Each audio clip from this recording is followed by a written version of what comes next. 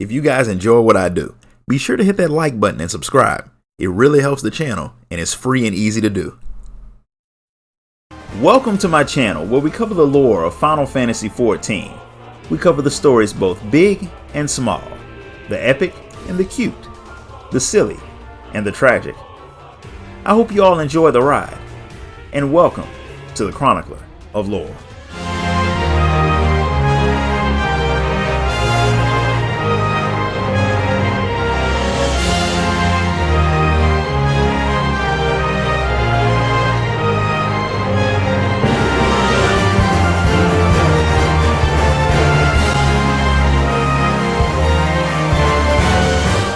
When the Warrior of Light makes her way back to Razad-Han, Varshan is happy to say that he just got word from the Ironworks saying that they've finished upgrading the warding scales and they're on their way bringing them over. In other good news, the alchemists have finished making the artificial Atomos, so everything is ready for your trip into the void. Since this puts him one step closer to rescuing his sister, Varshan has already told everyone to meet at the Great Work, so the two of you make your way over there. Y'shtola and the others are already there when you show up, and she has a very creepy tiny Atomos floating by her. This thing is just dying to become a part of the minion collection. They haven't tested it yet, but it's an exact match to the one in the book, so it should work out the same way. Nadana and the alchemist did a pretty impressive job, one that Varshan wants to thank her for personally, but the woman's already run off to work on another task, because none of the alchemists understand the concept of taking a break. But she told Y'shtola that she'd be back soon, which gives Sid and his usual crew of Nero, Biggs, and Wedge time to show up. Y'shtola hadn't expected Sid to come himself, but anyone who knows Sid at all knows that he won't pass up an opportunity to skip work. Plus he was there for the Crystal Tower, so he definitely doesn't want to miss your next trip into the void. And of course, Nero wouldn't miss this for the world. According to him, the warding scales that they made should be able to keep you safe in the void for about 10 years, so you pretty much have everything you need to make the trip. But Nadana does have one thing that she wants to give to Varshan before he leaves, so she drags him off. The gift that she and the alchemist cooked up for him takes a bit longer to get ready than they planned, but it was well worth it, since they made him a much older and stronger vessel, one that he's able to put the power of his eye in.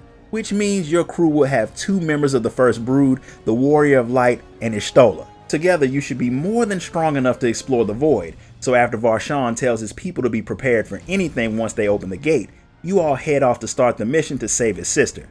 But not before Y'shtola gives you a gift of your own sent over by the Loporrits. It's the very crystal that they had used to guide the Scions to Meteon. Since they don't need it anymore, they decided it would be better back in your hands. Having a crystal of light on the void will definitely be useful for something, so the Warrior of Light puts it in her bottomless pockets and you all head off. Varshan unseals the portal and Y'shtola's Atomos swallows it whole, expanding the very tiny gate into a full-size portal that you all can definitely fit through, which means the first part and likely the easiest part of your journey is over. The last time Varshan had stepped through the gate, he had popped out in a castle full of void scent. But he thinks that the four of you should be able to fight your way through them. There's nothing left to do but try, so you all step through the portal and make the journey to the 13th shard. It is immediately clear why Varshan had been forced to run the last time. You are all instantly attacked the moment you appear in the castle, and the void scent that live in the place are far from weak.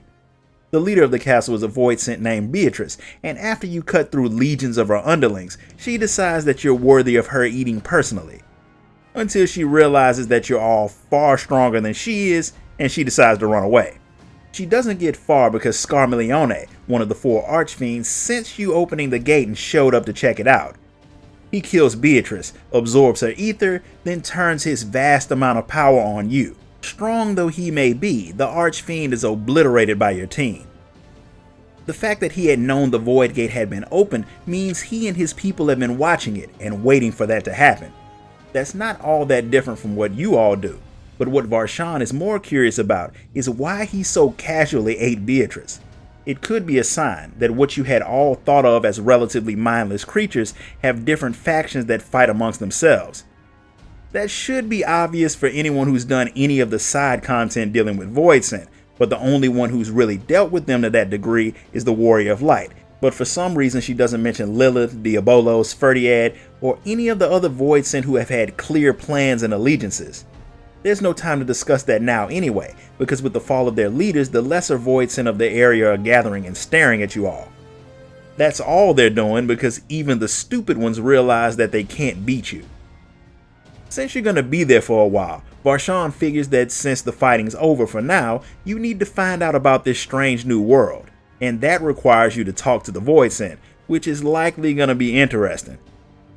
Varshan is a bit worried because he should be able to sense his sister at least a little bit, and without being in his true form, he can't actually call out to her. Plus, doing that would be like ringing a dinner bell for all the voidsent. So you all head off to hunt for the dragon in the old-fashioned way.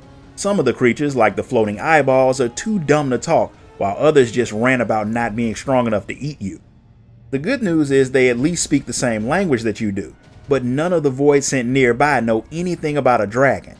But they did capture one that seems to know a lot about a lot of different stuff. Granted, the smarter creatures tend to taste better, so it's likely that the voidsent has already been eaten. Since talking to the lower level voidsent is basically an exercise in futility, you all head into the dungeon to see if this so-called clever creature hasn't been eaten yet. It not only hasn't, it's a voidsent that you recognize. It was the one that was bonded to Xenos, and it remembers you too. The moment you reveal that little tidbit of information, your friends immediately get ready for a fight. When Xenos died, the voidsent was yanked back to the 13th. It doesn't seem all that interested in picking up where your fight with Xenos left off, however, but it does seem interested in you personally. So the Warrior of Light goes to talk to it, which causes Heidelin's crystal to activate and pour light into the creature, returning it to its true form, that of a woman that looks a whole lot less creepy than her other form did. Apparently this is how she normally looked before Xenos forced her into serving him as his Reaper avatar. Usually those links offer mutual benefits, but Xenos just outright stole her power and made her his slave. Not necessarily the best deal. It twisted her body into that monstrous form, but she doesn't seem to really care all that much about the fact that she has her body back. What she looks like doesn't really matter that much to her. And it doesn't matter to Estinian whether she's hideous or hot, she's still a voidsent, and he wants to know if she's a friend or foe. Depending on her answer, he may just decide to put his spear in her. I really should have thought about that line before I put it in the script. Regardless, the woman knows that fighting you all would end poorly, since even though she was linked to Xenos, she still took an L from you before. Not many people willingly sign up to take a beating for free. Since she answered your question, she wants you to tell her if you were actually Xenos' friend. Obviously you weren't, which means the voidsent still doesn't have an answer to the question of what a friend even is. Without another word, she leaves the cell, and the rest of you follow her, all the while something is watching you from the shadows. Since this voidsent is the best source of information that you've found, you're not willing to let her just wander off. She's fine with talking to you, but not for free. Voidsent don't do anything unless they get something out of the deal, which isn't all that foreign of a concept. On the source, people pay for things with money. On the void, they pay with ether. Ishtola's willing to give away some of hers, emphasis on some since she doesn't want to die, and the voidsent agrees, but she'd rather talk outside of the prison. According to her, the void used to be a place with a bright sky, plants, animals, and blue seas. That was before the war called the Contra Memoria that caused the world to be consumed by darkness. The sky went dark and the night became permanent, basically the first in reverse. But some of the voidsent kept bits and pieces of their memories. That caused them to form factions and carve out kingdoms of their own across the land. Some of that you had already figured out. What Ishtola wants to know is why Xenos' former avatar is different from other voidsent, despite having way too much dark ether flowing through her to be anything else. The answer is she's only part voidsent. Her mother was pregnant with her and had been consumed by darkness while she was still in the womb. When she was born, she looked normal, but when she hit adulthood, she stopped aging. So in other words, she's Blade. At least that was the case back then. As for now, she may as well be full voidsent. She consumes the weak just like they do, and her own survival is all that matters to her. She doesn't even have a name anymore. Since calling her voidsent will be annoying and confusing, Ishtola decides to name her Zero, since for now there's no telling where the woman's path will lead, and since everyone starts from zero, the name makes sense. She doesn't care one way or another, so she accepts. Since you're all dragging her into your mission, Varshan thinks it's best to tell her why you're all there. So he tells her about your search for Ashdaya, but he stops when he hears something that's clearly listening in. He figures it'll be better to talk inside of the castle, but Zero never agreed to move around with you all, so she expects to be paid as soon as you get there. Y'shtola's as good as her word and goes to hand over the ether, but the transfer is stopped when Scarmiglione reappears and tries to kill her. Apparently, death doesn't mean all that much to the Voidsent. They can resurrect constantly, which puts you all in a very bad position since you are all very, very mortal. It makes sense though. The light ether of the first prevents life from appearing. The dark ether of the 13th prevents life from ending. So unless the Voidsent are absorbed by someone else, they will always come back. When Scarmiglione takes a good look at Varshan, he sees his ether is similar to a creature that he ate before, and he wants more of it. So using his power, he summons more Voidsent to help him deal with you all. Zero decides to sit your fight out since you haven't paid her for the other help she's given. She's willing to talk to you after you win, but if you lose, she plans on eating Y'shtola as payment. That's probably another line that I should have thought about before I wrote. Scarmiglione's minions aren't all that strong, but he has a lot of them since all the creatures in the castle now serve him. That's bad enough, but his powers as the Archfiend of Earth lets him resurrect everyone you kill instantly, turning the battle into a war of attrition that you can't win. Zero knows of a way to stop the Voidsent from coming back, but she doesn't really have a reason to tell you. She doesn't think she owes you anything, but according to Y'shtola she does since she never paid you for the name you gave her. Technically she didn't ask for it in the first place, but she did accept it, so she steps in and attacks the Voidsent, and when she kills them they turn into crystals, their essences sealed away in a way that Scarmiglione can't revive. Since the Archfiend did interrupt Zero from getting her ether by trying to kill Y'shtola, he owes Zero a debt too, so she decides to help you kill him. The Archfiend is no pushover, but with Zero fighting with you he's beaten, and when she cuts him and his body won't heal, he recognizes the power as something called Memoria. It's a power that she shouldn't have, and a power that can actually kill him. As he dies, he curses a man named Golbez for sending him to his death before he turns into a crystal too. The Warrior of Light, who has a bad habit of touching stuff without understanding what it is, picks the crystal up and is shown a vision. She sees 4 Voidsent standing in front of a massive armored warrior called Golbez. He had summoned them there to promote them to commanders in his army, and as a part of that promotion, he has some very special ether for them to eat. The ether of Ashdaya. Apparently he captured her, and by letting them feed on her ether, they became the Archfiends. As weak as they were, they could only drain a part of the dragon's ether, which is good, because Golbez has other plans for her. Usually Y'shtola would be eager to find out what you saw, but the crystallized Voidsent and Zero's Memoria power draw her and Varshan's attention. That power was at the center of the Contra Memoria War, and as far as Zero knows, the transformation is permanent. But Zero's not going to say another word to any of you until she gets her ether. Y'shtola pays up, and with that done, now she wants to know what it was that you saw. Hearing that his sister is suffering is not something that Varshan wanted to hear, and the fact that it's being done at the hands of this Golbez fellow means that you all have a lot to plan for. Now that you all know that Golbez has Ashdaya, the Scions and Varshan have a whole list of new questions for Zero. But since you've been to the 13th and fought Voidsent, Estinian wants to know how you missed their whole regeneration ability. Since you ended up running for your life from the Cloud of Darkness, you didn't have time to really study the creatures. There are a few ways that Voidsent won't be able to come back, and since Y'shtola did give Zero some of her ether, she's happy to tell you about them. The more creatures that Voidsent consume, the stronger they become, but their essence merges with what they eat. If the Voidsent loses his body in battle, or fall from a cliff, or any other number of ways they could die, the creatures that they've consumed could escape and become their own beings again. And if they reform first, they could eat their former captor. Normally stronger Voidsent take longer to regenerate, so they usually get eaten before they get the chance to come back. But even if they don't get eaten, that doesn't necessarily mean they'll come back the same way that they had been. Scarmiglione was unique as far as Zero knows. Most Voidsent with his level of power don't regenerate nearly that fast. Y'shtola thinks that she understands the whole regeneration thing well enough. What she wants to know is more about Zero's power. During the Contra Memoria War, a lot of people had the power to seal ether of the soul inside of crystals, but now only Zero has the ability. The heroes of the 13th had sealed gods away inside of crystals called auracite, but Zero isn't sure if that's the same thing, but it could be since plenty of people have different names for the same types of powers. One thing Zero knows for sure is that Voidsent can't use the ability. She can do it because she's a hybrid, but if she were full Voidsent, the power would be out of her grasp. Y'shtola would ask the woman questions about the ability until she figures out how to do it herself, but Varshan wants to know about Golbez, since the man does have his sister. Zero knows the name, but she can't say from where, but with him being as powerful as he is, the Voidsent around the castle should know something about him. Varshan wants to question them, but Y'shtola thinks the job will be better left to the Warrior of Light since Varshan seems a little bit on edge.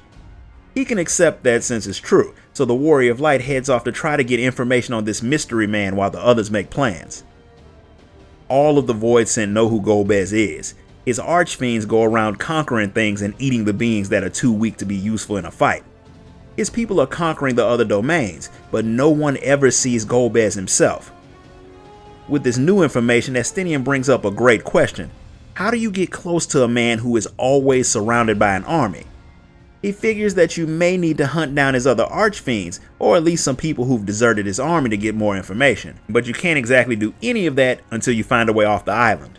Varshan wants Zero to help with the mission since she knows way more about the Void than any of you, but he still doesn't understand the fact that asking for help is pointless. Her services and everyone else's are for sale. She doesn't have anything that she really wants, and she doesn't even care if she dies, which is why she had let the Voidsent put her in prison. She just doesn't care about anything since the entire world is dead anyway. Since she doesn't really care one way or another, Varshan wants her to travel with you all, and when she helps with anything, she'll get ether. She points out that he could have led with that instead of wasting all of those words, but some people have to find ways to complicate a simple thing. She's a mercenary, not a friend, meaning someone else could pay her to turn on you, but I doubt that thought even crossed the Scions' minds. Since a deal's been made, Zero lets you know that she knows of a place where Voidsent who have gone into hiding have gathered, and she knows how to get off of the island. She was brought over on a large flying creature, and they can be tamed just like everything else in the Void, with ether. You all make your way to get one, while a nosy Voidsent goes to snitch on you to Golbez. Zero wasn't lying. With a little bit of ether, you all draw out a giant flying Voidsent and ride it to Zero's domain. It started out as a safe haven for her alone, but after a while, Voidsent who didn't have anywhere else to go started gathering there. It's a settlement full of outcasts, and they're drawn to you all since you're mortals. Things likely would have turned into a fight if Zero didn't show that you all belong to her. Since they don't want to be eaten, they all go back to what they were doing. As long as you're with her, Zero promises that none of the creatures in her domain will try to eat you. At least they shouldn't. Voidsent are drawn to ether, and sometimes that makes them make bad decisions. But in Zero's domain, if anyone breaks her rule, she'll kill them, and that rule is no one attacks anyone. Everyone in her domain has fled from one master or another, but you'll have to find out if any of them served Golbez. Since most of them have been to the source, they can understand you all, so the Scions head off to see what they can find out. Zero decides to stick with you, just to see what you'll do. Plenty of Voidsent in the area have heard about Golbez and his great crusade. He had been recruiting strong Voidsent, but he stopped trying to grow his army, and now he just consumes anyone he conquers, which means he's building his own power for something major.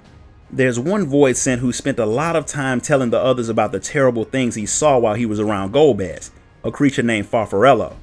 The fact that he seems to have first-hand knowledge makes him someone that the Warrior of Light wants to question. Zero is surprised to find out that he had served under one of the Archfiends, since Farfarello is by far the weakest Voidsent in her domain. He hides a lot so he can avoid being eaten, and pretty much only spends time with Serato, another weak, cowardly Voidsent. Since neither can dominate anyone else, they tend to feed off each other whenever they're hungry. The pair would probably run if they saw you, so Zero decides to keep traveling with you so you won't have to chase the Voidsent around her entire domain. While you search for him, news of what you did at Troya Castle has finally made it to Golbez. It's hard for the other Archfiends to believe that you all killed Scarmiglione, until the spy says that you were helped by someone from their world who could use Memoria. That's even more unbelievable since that power was lost when everyone who had it was consumed by the flood of darkness. Hard to believe or not, the fact that Scarmiglione isn't checking in is proof that he is in fact dead. He was apparently the weakest archfiend, but even Golbez admits that no one could regenerate as fast as he could, so if he hasn't reappeared, he has to be dead. That means a Moriarty is still alive, and Golbez wants whoever it is dealt with. Barbariccia, the Archfiend of Wind, steps up and says she'll deal with this problem, but of course she has a price. She wants all that's left of the dragon's ether. Golbez is cool with that, so the Archfiend of Wind gets ready to head out and deal with you all. Zero and the Warrior of Light track down Serato first, which is surprising to Zero since you found him in Farfarello's usual hiding spot. When Zero asks where the other Voidsent is, Serato claims he left before running off. The Voidsent seems scared, but the fact that he didn't act like he normally does means something is wrong, so Zero wants to track him down, not like that wasn't already the plan. Serato keeps running away, screaming about Barbariccia coming to kill you all. Zero has no idea who that is, but when the two of you finally corner Serato, he tells you that she's the Archfiend of Wind and he used to serve under her. Except he hadn't. Farfarello had. The fact that he thinks he did means he's eaten Farfarello. It wasn't because he had lost control. Farfarello was so scared of Barbariccia that he had asked his friend to eat him so he'd never have to fight again. But it didn't work out the way he thought. He's just as terrified as he was before, only now he's stuck inside Serato. Even when you're consumed by another Voidsent, part of your mind lives on in them. Death really doesn't exist in any form on the Void, and Farfarello knew that, so for him to make the decision to end it, he must have been very scared. If Barbariccia is that scary, Zero wants to know all she can about her, but it's too late to gather intel now. She's already there, and she brought her entire domain. Zero figures the Archfiend is after you and your friends, so you should all get ready, but she wants you to know that her people won't fight with you, and even if they did, they wouldn't be all that useful. Barbariccia makes an impressive entrance, and she's happy to see that she didn't have to fly all the way to Troya to kill you, but seeing so many weak Voidsent annoys her, so she starts to kill a few just because, before she asks why you're even in her world. When Varshan mentions your dragon hunt, she finally understands why Golbez hadn't eaten the thing entirely. He had kept her alive to draw more prey to him, and since Varshan smells just like the other dragon, Barbariccia wants to eat him too. Unlike Scarmiglione, she doesn't need to be sneaky to get her meal. Her domain is open, and she'll wait there for you, and since you want to know about Golbez's dragon, she knows you'll come to her. She'll have the upper hand on her home turf, but that won't stop any of you from going. Zero's not stupid enough to charge into an Archfiend's domain, but since Varshan offers to give her some of his very special ether, she agrees to tag along. Instead of giving the Archfiend a lot of time to prepare, you all get ready to head out immediately, and Zero gives you a bit of not so free advice. Even though Barbariccia made it seem like she'd talked to you about Ashdaya, trying to hold back to keep her alive will get you all dead. It'll be better to seal her away and see if you can get another vision from her crystal. Not wasting any more time, you all hop on your giant Voidsent and fly toward Barbariccia's domain. The Scions and Zero deal with their minions, while the Warrior of Light, using Azim's crystal to bring in a few allies of her own, deals with the Archfiend herself.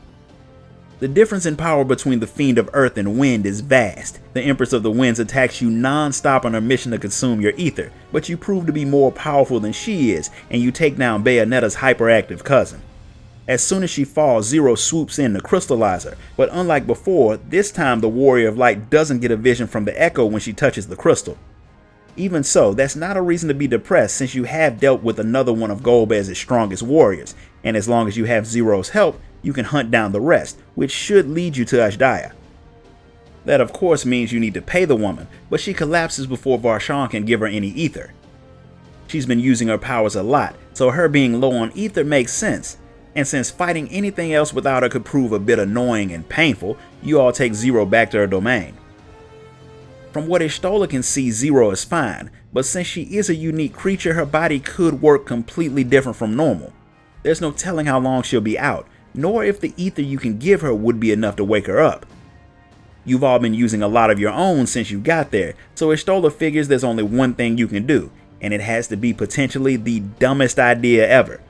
She wants to bring Zero through your portal to the source.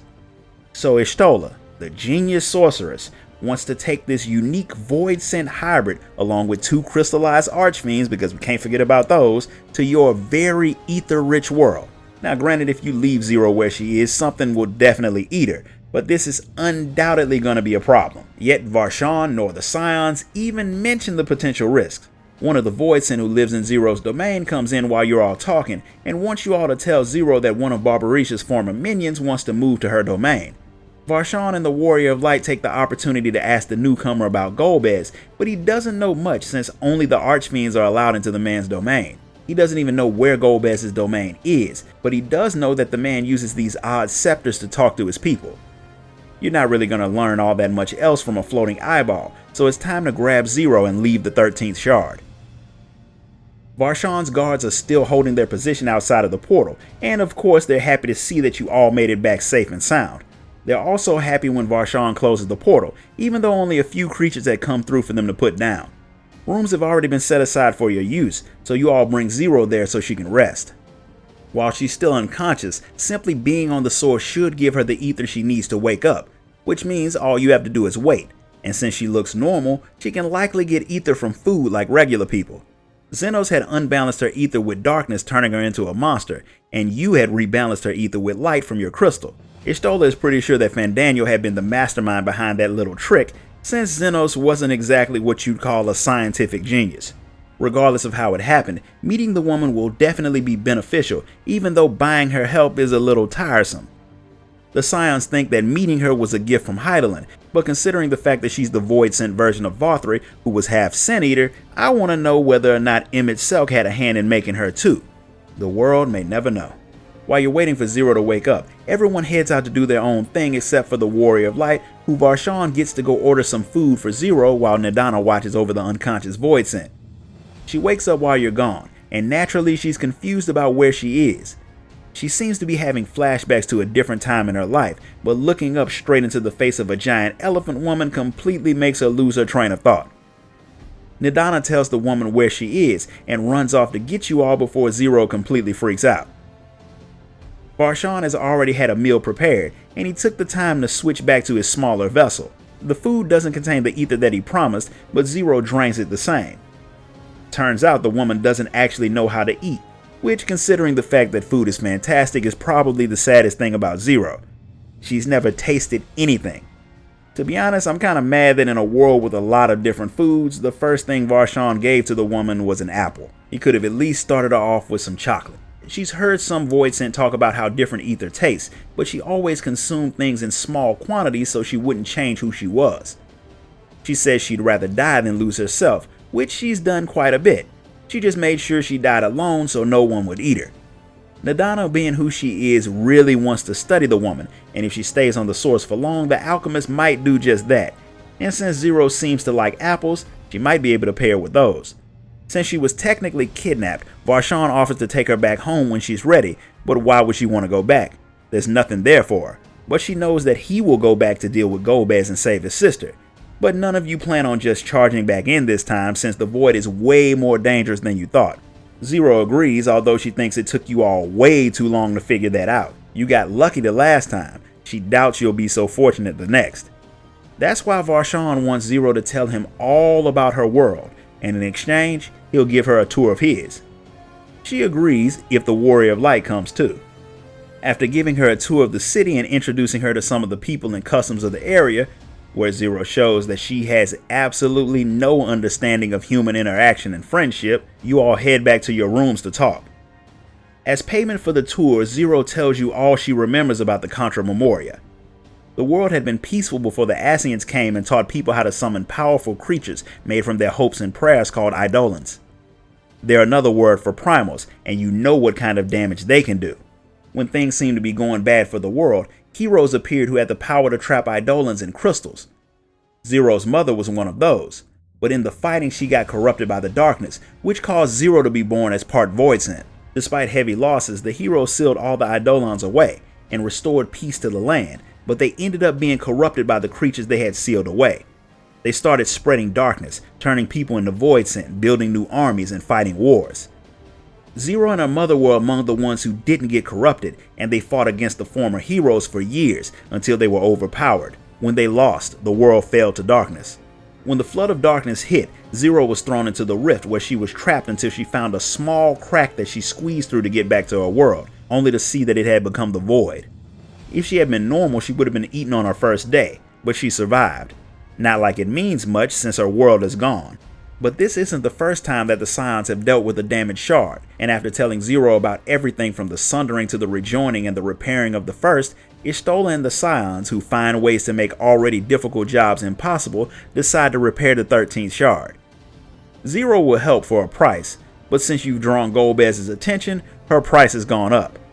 Granted, she's willing to accept food as a deposit. Just because she's willing to help doesn't mean things are going to get easier, because Golbez and his 2 remaining archfiends know that you're going to make your way to his domain eventually. His war is on the horizon, and he doesn't have time to waste on you, but the last 2 fiends decide to work together to deal with you, which means your next trip into the void will be much, much worse. This concludes the story of patch 6.2 Buried Memory. If you enjoyed this video, hit the like button, subscribe, ding that notification bell. And if you really want to show your support, you can donate to the channel through the link in the description. Until next time, guys. Later.